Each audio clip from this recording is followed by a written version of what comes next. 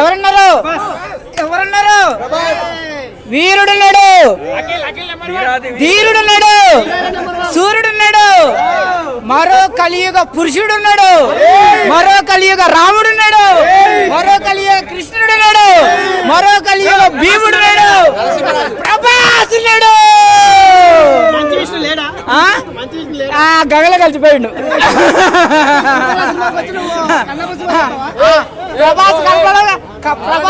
ప్రభాస్ కళ్ళు రాగానే గగన కలిసిపోయిండు.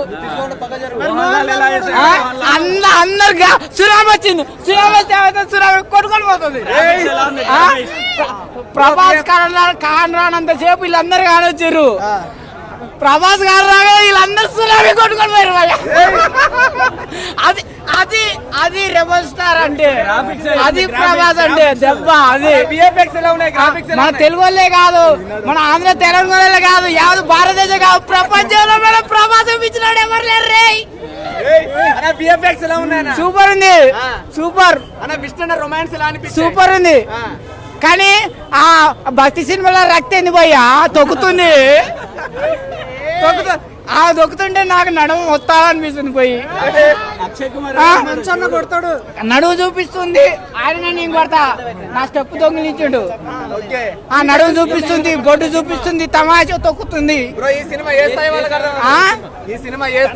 సినిమా మినిమం డిగ్రీ కాదు పోయో, పీజీ ఉండాలా. కన్నప్ప సినిమా చూడాలంటే మినిమం డిగ్రీ కాదు, పీజీ ఉండాలి. ఎందుకంటే మొత్తం గజిబిజి గందరగోళం. పోయి చూసినాక నాకు చెప్పు. మొత్తం గజిబిజి గందరగోళం. హీరో ఎవరో రాయన ప్రభాస మంచి విష్ట, ప్రభాస మంచి విష్ట. అర్థం కావాలంటే అది మామూలుగా అర్థమవుతుంది. మరి అది మినిమం డిగ్రీ కాదు, పీజీ ఉండాలా. అది ఎందుకు హిట్ అవుతుందో తెలుసా?